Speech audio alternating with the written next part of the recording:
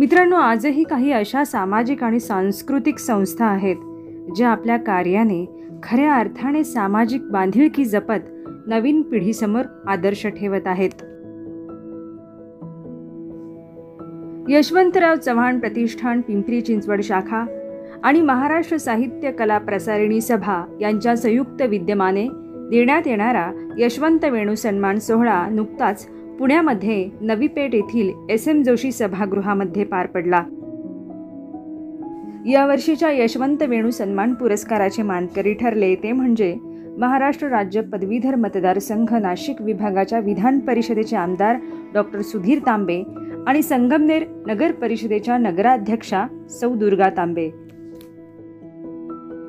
यावेळेस वारजे पुणे येथील सामाजिक आणि राजकीय युवा कार्यकर्ते माननीय श्री स्वप्नील देवराम दुधाने यांना यशवंतराव चव्हाण सह्याद्री पुरस्कार, तर निळवंडे तालुका संगमनेर येथील प्रगतिशील कृषिनिष्ठ शेतकरी माननीय श्री धनंजय केरू पवार यांना यशवंतराव चव्हाण युवा पुरस्कार, त्याचबरोबर नगर जिल्ह्यातील अकोला तालुक्यातील विरगावच्या सरपंच कुमारी प्रगती रावसाहेब वागचौरे यांना यशवंतराव चव्हाण युवती पुरस्काराने गौरवण्यात आलं. हे सर्व पुरस्कार माजी केंद्रीय गृहमंत्री माननीय श्री सुशील कुमार शिंदे यांच्या हस्ते प्रदान करण्यात आले. यावेळेस व्यासपीठावर अनेक मान्यवर उपस्थित होते. मग यामध्ये माननीय उल्हासदादा पवार, ज्येष्ठ विचारवंत आणि पत्रकार माननीय मधुकर भावे, महाराष्ट्र साहित्य कला प्रसारिणी सभेचे कार्याध्यक्ष माननीय सचिन इटकर, अध्यक्ष माननीय उद्धव कानडे, उपाध्यक्ष माननीय रवींद्र डोमाळे, नारायण सुर्वे साहित्य कला अकादमीचे स्वागताध्यक्ष माननीय सुदाम भोरे, यशवंतराव चव्हाण प्रतिष्ठानचे अध्यक्ष पुरुषोत्तम सदाफुले आणि त्याचबरोबर माननीय रंगनाथ गोडगे पाटील इत्यादी जण उपस्थित होते. या कार्यक्रमादरम्यान काही मान्यवरांना विशेष पुरस्कार देऊन गौरवण्यात आले. मग यामध्ये माननीय श्री सुनील उकिरडे यांना विशेष सन्मान देऊन गौरवण्यात आले. नारायण सुर्वे साहित्य कला अकादमीचे स्वागताध्यक्ष माननीय श्री सुदाम भोरे यांचाही या ठिकाणी सन्मान करण्यात आला. महाराष्ट्र कामगार कल्याण मंडळातर्फे देण्यात येणारा कामगार भूषण पुरस्कार नुकताच कवी राजेंद्र वाघ यांना जाहीर झाला आहे. या कार्यक्रमादरम्यान त्यांनाही विशेष पुरस्कार देऊन गौरवण्यात आले. प्राचार्य डॉक्टर संभाजी मलघे यांची महाराष्ट्र साहित्य कला प्रसारिणी सभेचे कार्यकारी विश्वस्त म्हणून नियुक्ती करण्यात आली आहे. यांनाही यावेळी नियुक्तीचे पत्र देण्यात आले. प्रसिद्ध आणि ज्येष्ठ वात्रटिकाकार माननीय रामदास फुटाणे यांनीही यावेळेस प्रेक्षकांमध्ये आपली उपस्थिती नोंदवली. खरं तर या संपूर्ण कार्यक्रमाचे खुमासदार आणि रंगतदार सूत्रसंचालन करत ज्येष्ठ आणि प्रसिद्ध कवी उद्धव कानडे यांनी कार्यक्रमात रंगत आणली. कार्यक्रमाच्या सुरुवातीलाच कवी राजेंद्र वाघ यांनी यशवंत गीत सादर करत उपस्थितांची दाद मिळवली. समतोलाचे सहकाराचे अभेद्य ऐसे नाव यशवंतराव, यशवंतराव, यशवंतराव, यशवंतराव. सुजलाम सुफलाम केली अवधी महाराष्ट्राची माती, शेती आणि उद्योगाने हात धरुनी हाती. उजेड पेरून स्वप्न फुलवले अंधारावर घाव यशवंतराव, यशवंतराव. महाराष्ट्राच्या इमारतीची तुम्हीच पायाभरणी, एकच केली कर्तृत्वाने कथनी आणि करणी. वाहू लागली विकास गंगा जोमाने भरधाव यशवंतराव, यशवंतराव. कृष्णाकाठी युगांतराची अक्षय अक्षर पाने, सह्याद्रीचे वारे गाती ऋणानुबंधी गाणी. अमिट आहे अभंग तुझिया, अमिट आहे अभंग तुझिया साहित्याचा गाव यशवंतराव, यशवंतराव. प्रेम जिव्हाळा आपुलकीचे पाठीशी अनुरेणू, सावली होऊन उभी मावली यशवंताची वेणू. बुलंद वादळ माथा करीतो पराजया मज्जाव यशवंतराव यशवंतराव. तुमच्या विचार आचाराचे पांतिक सगळे आम्ही, विकास आणिक विचारधारा प्रीती संगम तुम्ही. संरक्षण गृह अर्थ आणिक परराष्ट्री समभाव यशवंतराव यशवंतराव. तपोभूमीच्या सामर्थ्याचे तुम्हीच उज्ज्वल आशा, महाराष्ट्राला अभंग करण्या धडपडला महापुरुषा. भूमिहीनांना जमीन देऊन शीतल केला घाव यशवंतराव यशवंतराव. स्वतंत्र महाराष्ट्राचे नायक घ्यावा आमचा मुजरा, अभिमानाने सन्मानाने भरून आल्या नजरा. हाणून पाडू एकजुटीने, हाणून पाडू एकजुटीने शत्रूचाही डाव यशवंतराव यशवंतराव. धन्यवाद. कवीची प्रतिभा काय असते? यशवंतराव चव्हाण साहेबांचं व्यक्तिमत्व 12 ओळीमध्ये त्यांनी इतकं सुंदर बांधलंय. त्यामध्ये ते आपण गीत ऐकलं. या कार्यक्रमाचे प्रास्ताविक केले ते म्हणजे महाराष्ट्र साहित्य कला प्रसारिणी सभेचे कार्याध्यक्ष माननीय श्री सचिन इटकर यांनी. आपण बऱ्याचदा पाहतो की संस्था कधी एकत्र येऊन काम करत नाही, पण आमच्याही संस्थेला 25 वर्ष झाली महाराष्ट्र साहित्य कला प्रसारणीला. आणि पिंपरी चिंचवडची संस्था यशवंतराव चव्हाण प्रतिष्ठान ते अनेक वर्ष निष्ठेने हा कार्यक्रम जवळपास 22 वर्ष करतात पिंपरी चिंचवडमध्ये. तर आम्ही त्यांना सांगितलं की आता इथून पुढे आपण एकत्र काम करू, कारण साहित्यिक सांस्कृतिक कला नाट्य संगीत या क्षेत्रामध्ये तर संस्थांनी मिळून एकत्र काम केलं तर कार्यक्रम जास्त चांगल्या पद्धतीने आणि दर्जेदार होतात. आणि मला आनंद आहे की या वर्षीपासून हा पुरस्कार हा दोन्ही संस्थांच्या वतीनं एकत्रितरित्या पुण्यामध्ये हा प्रदान केला जाणार आहे. आणि हा दोन्ही संस्थांचा मिळून असला पहिला पुरस्कार हा आज या ठिकाणी आदरणीय डॉक्टर सुधीर तांबे आणि डॉक्टर दुर्गाताई तांबे यांना यशवंत नेहरू सन्मानाने या ठिकाणी सन्मानित केलं जातं. आचार आणि यशवंतराव चव्हाणांचं कर्तृत्व आणि त्यातून जो त्यांनी आधुनिक महाराष्ट्राचा पाया घातला, ती पायाभरणी केली, त्याचे साक्षीदार असलेले 3 दिग्गज लोक आज व्यासपीठावर उपस्थित आहेत हा पुरस्कार प्रदान करण्यासाठी. आदरणीय सुशीलकुमार शिंदे साहेब महाराष्ट्राचे मुख्यमंत्री होते, देशाचे गृहमंत्री होते, लोकसभेचे नेते होते. आणि ज्या पद्धतीने यशवंतराव चव्हाण साहेबांनी महाराष्ट्र आणि दिल्ली या ठिकाणी कर्तृत्व गाजवलं, तसंच कर्तृत्व हे सुशीलकुमार शिंदे साहेबांनी महाराष्ट्र आणि दिल्ली या ठिकाणी गाजवलं. आणि काल पवार साहेबांनी खूप चांगला उल्लेख केला की ते म्हणले महाराष्ट्राने जे 2 गृहमंत्री दिले ज्यांची सुरुवात दिलीप ते भारताचा गृहमंत्री अशी झाली, तर यशवंतराव चव्हाण आणि नंतर सुशीलकुमार शिंदे साहेब. खरं तर हा अतिशय एक योग आहे.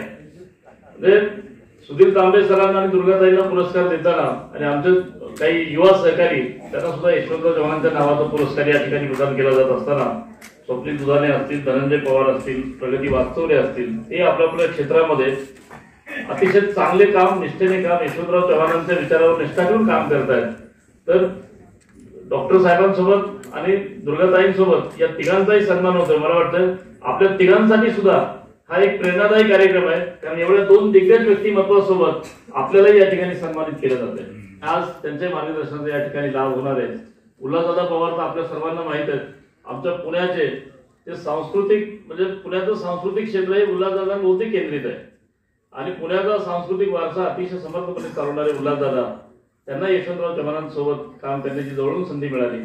ते या ठिकाणी आज उपस्थित आहेत. आदरणीय रामदास फुटाणे साहेब ज्यांना हा पुरस्कार मिळालेला आहे ते सुद्धा या ठिकाणी उपस्थित आहेत.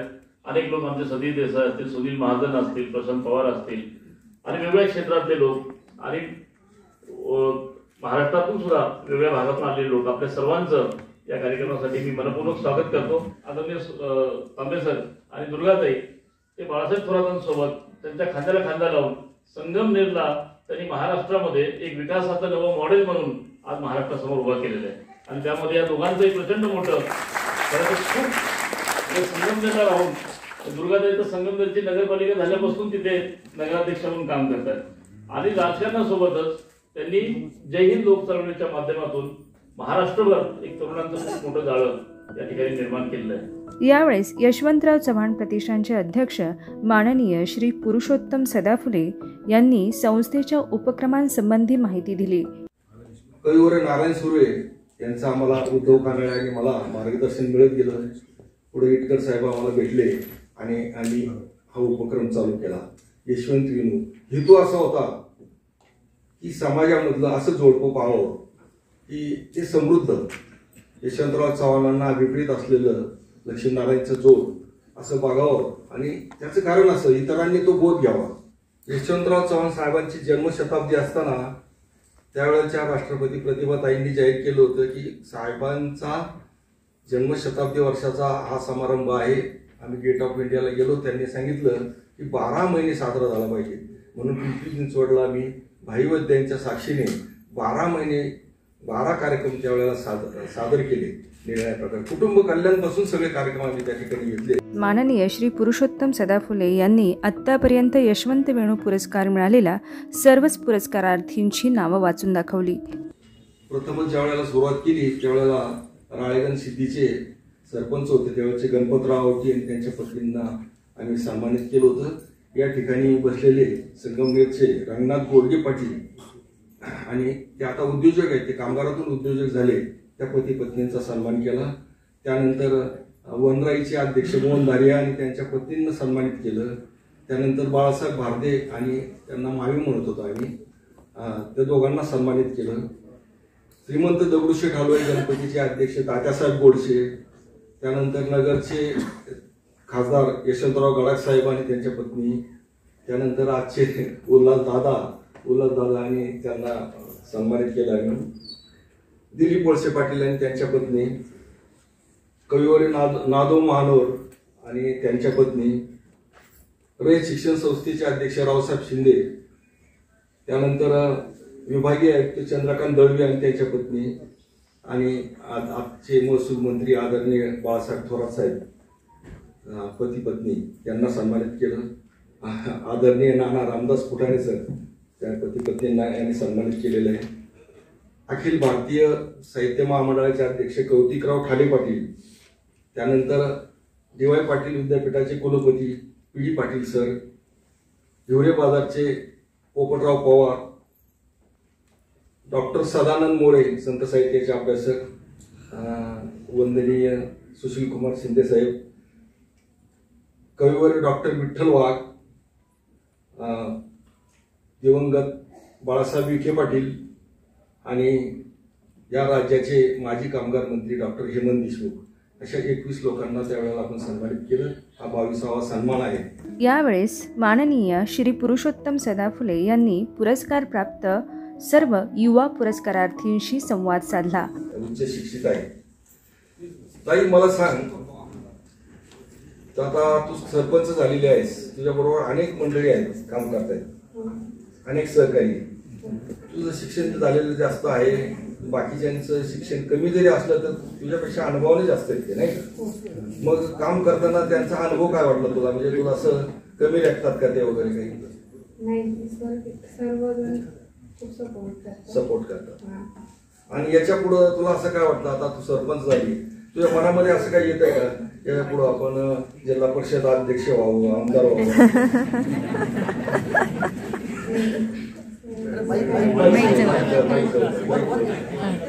असं वाटतंय का? बरं शेवटचं एकच मिनिटात सांगतो बघा, तू ज्या ताईंच्या शेजारी बसली, दुर्गाताई नगराध्यक्ष नाही का संगमनेरच्या, तुला काय वाटतं असं की ताईंसारखं आपण बी आता सरपंच आहे तर पुढं आणखी काय असं काय आहे मनामध्ये?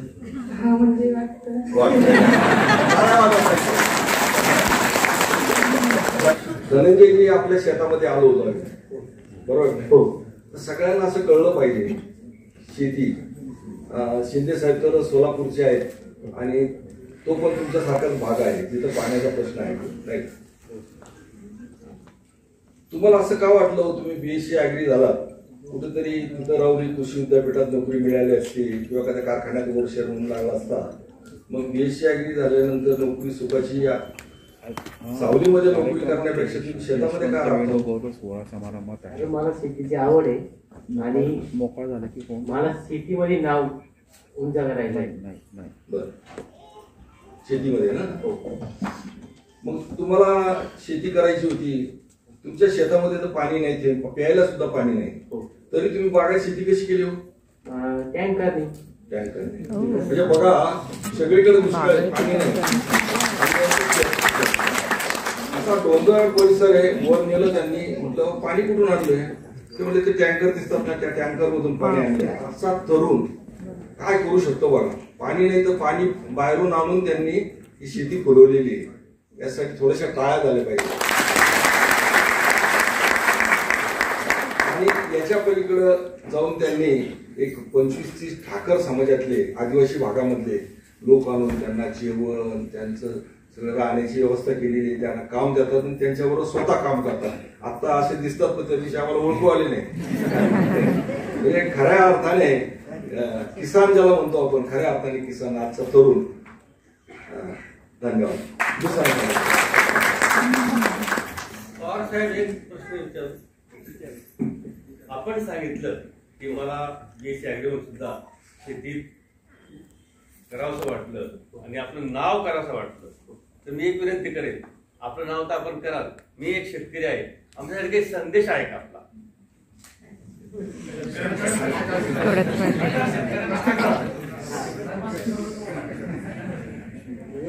शेती जर मनापासून केली ना पूर्ण जीव ओतून, तर 100% शेतकरी हा सक्सेस राहणार. नोकरी आणि शेतकऱ्याचं वर्चस्व राहणार कधी, जेव्हा आपण पूर्ण जीव ओतून काम करू तेव्हा. स्वप्नीलजी, आपण सध्या राजकारणात काम करता, राष्ट्रवादी काँग्रेसचे युवक तुम्ही, तिथं पदाधिकारी आहात. या परिसरामध्ये तुम्ही काम करत असताना आपल्या मातोश्री नगरसेविका आहेत नाही का, तर त्यांचं बाळकडू तुम्हाला आहेच. परंतु मध्यंतरी मला वाटतं कालचा जसा कार्यक्रम झाला तसं पवार साहेबांच्या हस्ते एक तुमच्याकडे शाळेचा कार्यक्रम झाला होता. मोठी शाळा, अद्यावत शाळा उभारली आणि त्या शाळेला आपण APJ अब्दुल कलाम यांचं नाव दिलं, बरोबर आहे ना. तर बरेचसे लोक काय करतात, आपले वडील, तर त्यांची काही पार्श्वभूमी नसली तरी किंवा आपले चुलते काका असले त्यांच्या वार्डामध्ये असं गल्लीला नाव देतात, बोर्ड लावतात नाही का. तुम्हाला असं का नाही वाटलं आपल्या चुलत्याचं वडिलाचं नाव द्यावं, APJ अब्दुल कलाम यांचं नाव द्यायचं, असं का वाटलं होतं? त्याचं मुख्य कारण असं आहे की मी शेतकरी कुटुंबातून आलेलो आहे. माझे आई वडील दोघेही इथं आहेत. राजकारणाचा कुठलाही पाठिंबा नसताना साहेबांच्या महिला आरक्षणामुळे माझ्या वारकरी संप्रदायातल्या आईला संधी मिळाली नगरसेविका म्हणून काम करण्याची. आणि त्यानंतर मी म्हणजे शेतकरी कुटुंबातला असलो तरी मला स्वतः आमच्या 5 म्हणजे भावंडांना उच्च शिक्षण दिलं. मी स्वतः सिव्हिल इंजिनियर आहे. आईच्या माध्यमातून मला काम करण्याची संधी मिळाली. 10 वर्ष कर्वेनगर वारजेमध्ये अतिशय चांगले उपक्रम मी राबवले, चांगले प्रकल्प उभे केले.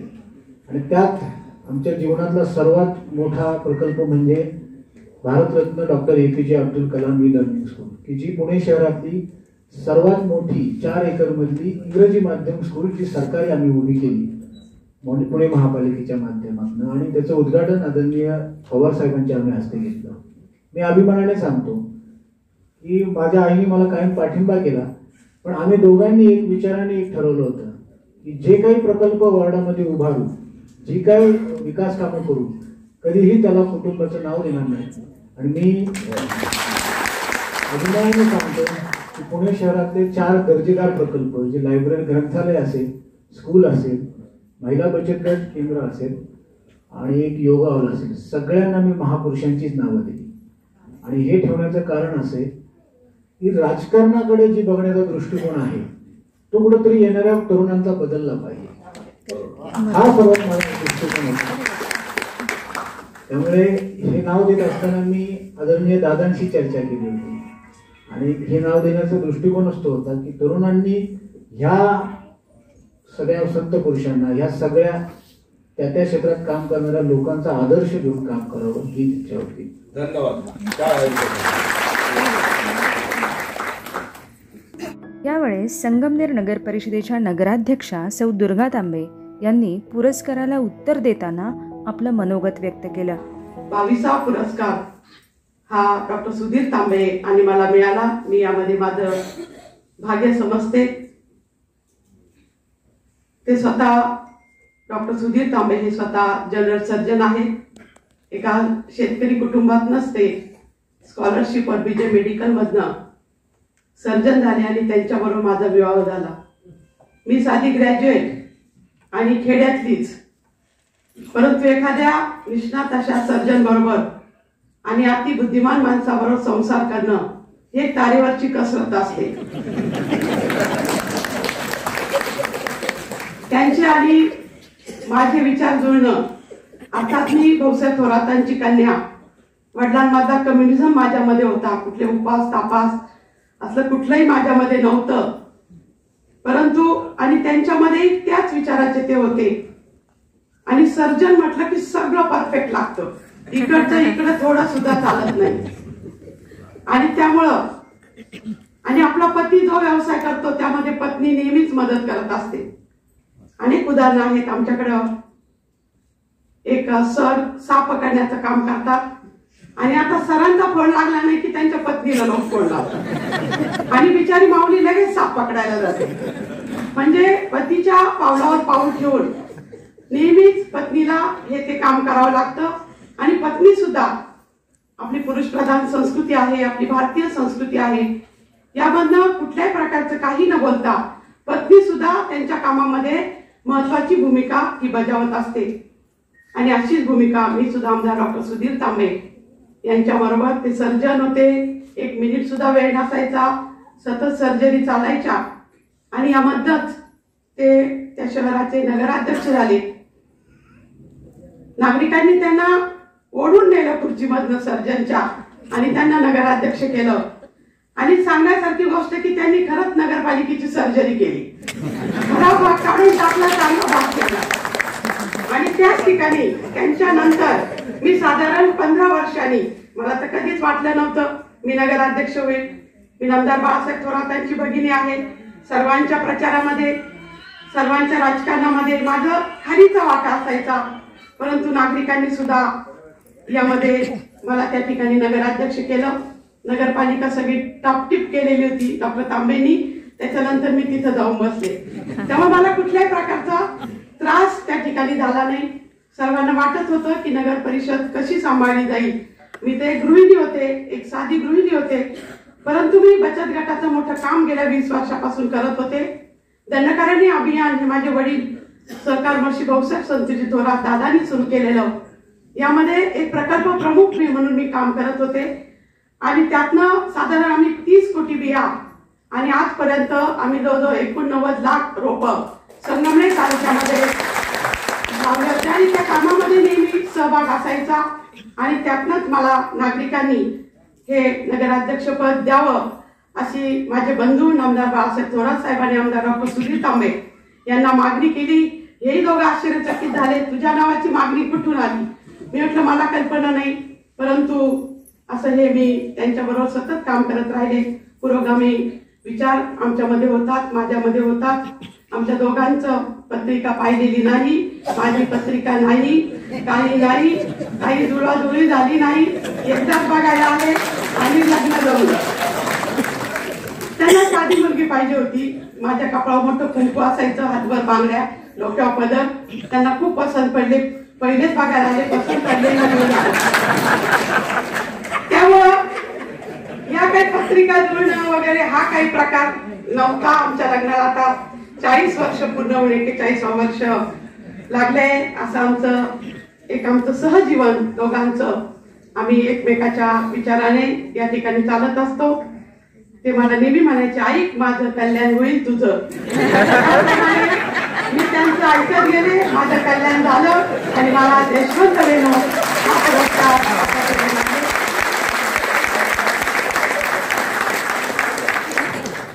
या पुरस्काराबद्दल मी सर्वांचे मनापासून आभार मानते आणि हा पुरस्कार माझे सर्व बंधू आणि माझ्या सर्व भगिनींना मी तो प्रदान करते, त्यांना मी अर्पण करते.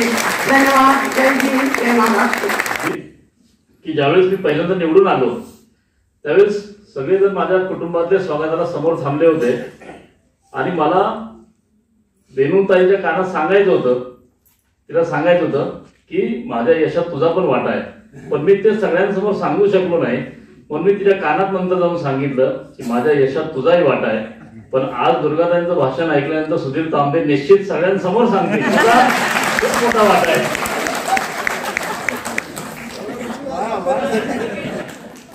एवढा पुरोगामी विचार. दुर्गाताई, तुम्ही सुधीर तांबे सरांचं सगळं ऐकता, तुमचं ऐकतात का होते? आता ऐकावंच लागतं.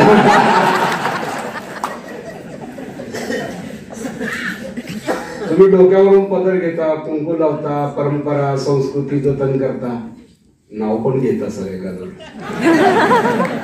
चिठ्ठ्या आलेत नाव घ्यायला सांगा म्हणून. मित्रांनो, विनोदाचा भाग सोडून द्या, पण अप्रतिम असं भाषण केलं. पुरस्काराला उत्तर कसं द्यावं त्यांच्याकडून शिकत आहे. पुरस्काराला उत्तर देताना डॉक्टर सुधीर तांबे यांनीही आपलं मनोगत व्यक्त केलं. आपलं जे शरीर रोमांचित होतं, इतकं त्या नावाचा महिमा आहे. म्हणजे छत्रपती शिवाजी नंतर महाराष्ट्रामध्ये ज्यांची शिवाजी महाराजांशी किंवा त्यांच्या कर्तृत्वाशी तुलना व्हावी करावी असं लोकांना वाटलं, ते यशवंतरावजी चव्हाण साहेब. एक भ्रष्ट व्यक्तिमत्व, त्याच्यावर विजन होती. साहेब किती दिवस साहेब म्हणजे खरं साहेब म्हणण्याची पद्धत सुद्धा साहेबांपासूनच सुरू झाली, ज्याला उभा महाराष्ट्र साहेब म्हणायचा. साहेब म्हणजे तरुण होते, शेतकरी कुटुंबातून होते, मिठाई त्यांच्या आई, आणि एक त्या काळापासून त्यांनी स्वातंत्र्य लढ्यात भाग घेतला, महाराष्ट्राचे मुख्यमंत्री झाले. किती थोड्या काळ होते, परंतु प्रचंड अशी विकासाची दृष्टी साहेबांकडे होती. साहेबांकडे साहित्य, कला, संस्कृती या सर्वांविषयी खूप आवड होती, प्रेम होतं. साहेबांकडे सामाजिक न्याय सुद्धा त्या ठिकाणी होता. तेव्हा गरीब माणसाला, सामान्य माणसाला न्याय मिळाला पाहिजे, नवबौद्धांना, दलितांच्या सवलती मिळाल्या पाहिजे, असे एक ऐतिहासिक त्यांनी खूप निर्णय घेतले. औद्योगिक वसाहतीचे निर्णय घेतले, पंचायत राजचं जी आज जिल्हा परिषद पंचायत राज आहे त्याचा निर्णय त्यांनी महाराष्ट्रामध्ये प्रथम राबवला. खूप निर्णय त्यांनी घेतले. नवबौद्ध केवळ त्यांनी धर्मांतर केलं म्हणून त्याचा सामाजिक स्तर बदलत नाही आणि मग त्यांनाही या सवलती मिळाल्या पाहिजे, असं एक ऐतिहासिक क्रांतिकारी निर्णय त्यांनी महाराष्ट्रामध्ये. असं सामाजिक न्याय जपणारे किंवा गरीब शेतकऱ्यांच्या मुलांना शैक्षणिक सुविधा मिळाल्या पाहिजे.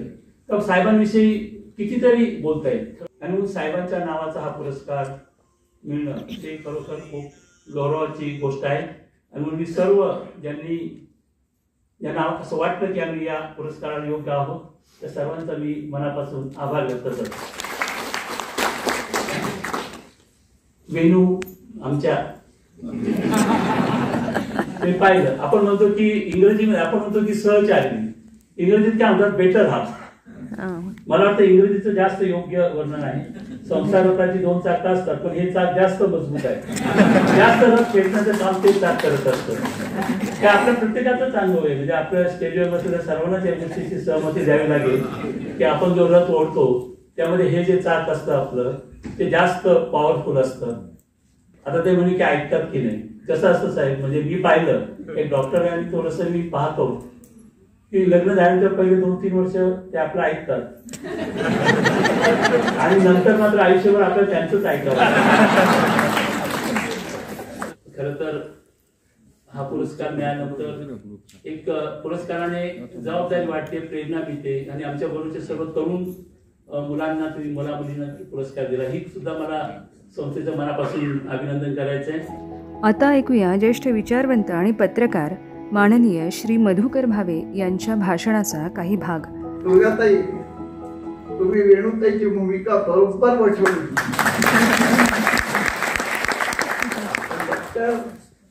तुम्ही यशवंतरावांची भूमिका बरोबर वठवली.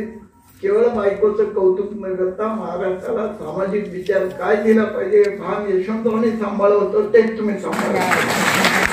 एवढ्या बायकोनी व्यासपीठावर एकमेकांचं कौतुक करणं चांगलं म्हणलं ठीक आहे. घरात काय होतं ते परमेश्वर पाहिजे. फोन कोणाचा आला माहितीये का? पंडित जवाहरलाल नेहरूंचा आला आणि नेहरू म्हणाले की mister Y Chavan you have to come the defence minister in Delhi. म्हणलं sir give me little time because I have to ask someone Nehru म्हणाले prime minister of India is calling you whom do you want to speak? Mrs Chavan. Oh, that's all. एका मिनिटात दिल्लीला जाण्याची भूमिका विनोदेनी पत्करली. यशवंतराव दिल्लीला गेले. संरक्षण मंत्री म्हणून शपथ झाला. त्याच दिवशी चीननं सीज फायर झाल्याची घोषणा जाहीर केली. यशवंतरावांची शपथ झाली त्याच दिवशी सीज फायर झाली. तुम्हाला सांगतो पायगुण यशवंतरावांचा किती होता. पण त्या दोन मोठ्या माणसांच्या नावाचा पुरस्कार दुर्गाताई आणि डॉक्टर तुम्हाला मिळाला. ही दुर्गाताई म्हणजे दाम दुर्गा आहे लक्षात ठेवा. ही भाऊसाहेब लेख तिचं नाव दुर्गा. भाऊसाहेब कोण इथे बसलेले अनेकांना माहित नसेल. या महाराष्ट्रात शेतकऱ्यांना हाच पावसने वीज बिल यावं मीटरने येऊ नये म्हणून 50,000 शेतकऱ्यांना बरोबर घेऊन डोक्यावर विजेचा मीटर घेऊन संगमनेर टू रिझर्व्ह बँक मोर्चात चालत आणणारा नेता तो भाऊसाहेब थोरात.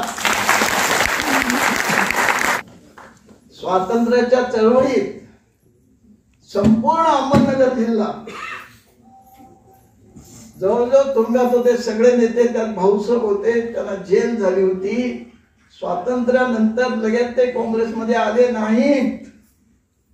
गरीब माणसाची चळवळीत स्वातंत्र्य कुणा करता असा प्रश्न त्याने विचारला आणि किसान सभेचे लढे लढवलेला कामगार भाऊसाहेब थोरात असतील, अण्णासाहेब शिंदे असतील, रावसाहेब शिंदे असतील, संगमनेर टू कसारा सायकलवर चालत येऊन किसान सभेचा मेळावा भाऊसाहेबांनी केलाय. सायकलवर गेले होते भाऊसाहेब.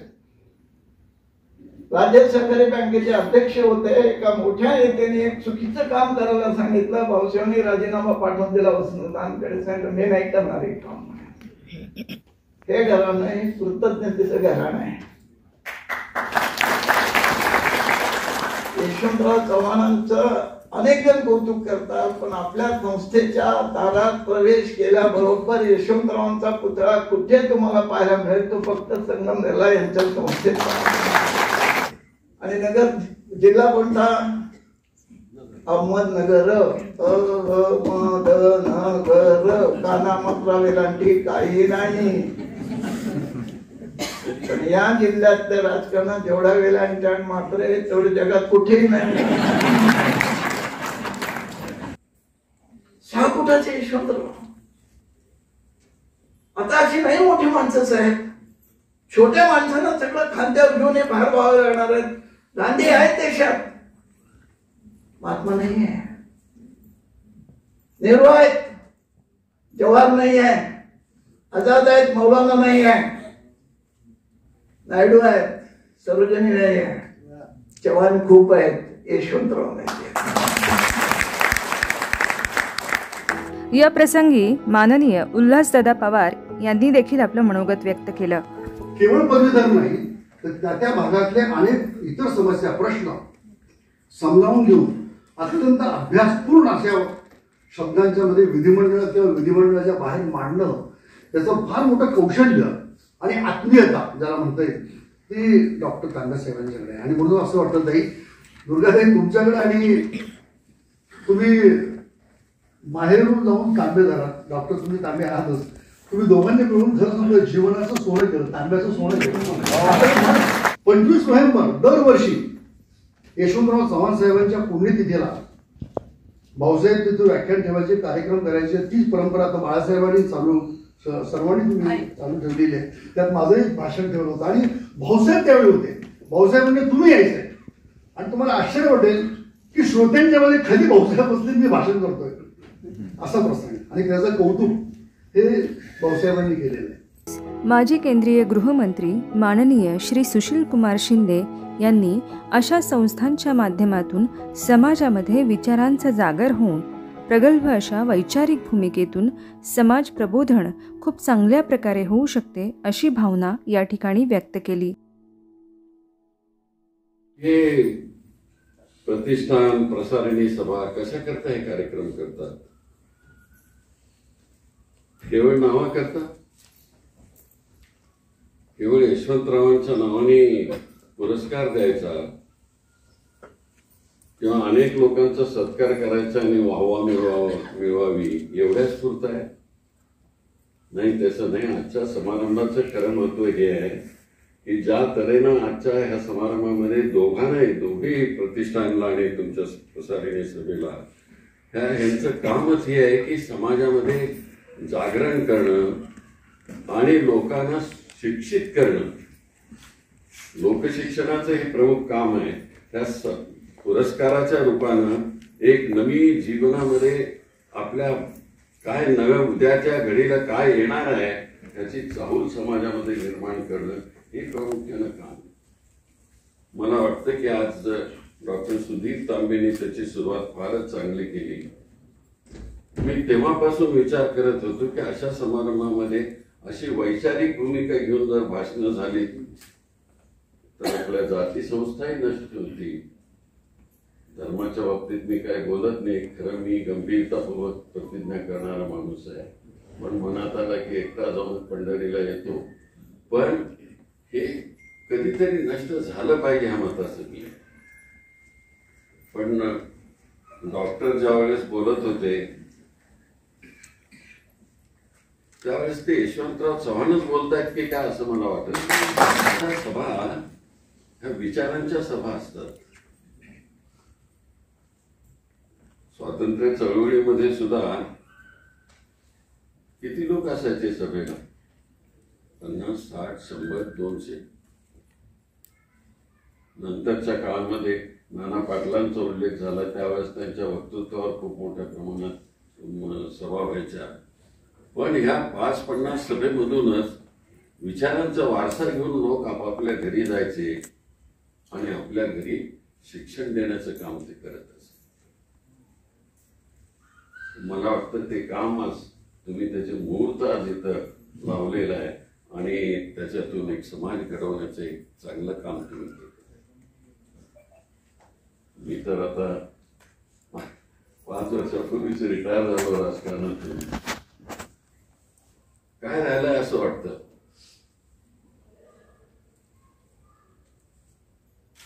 बाळासाहेब भारद्यांचं नाव आपण इथं घेतलं. बाळासाहेब भारती पागे ही विचार घेऊन जगणारी माणसं होती.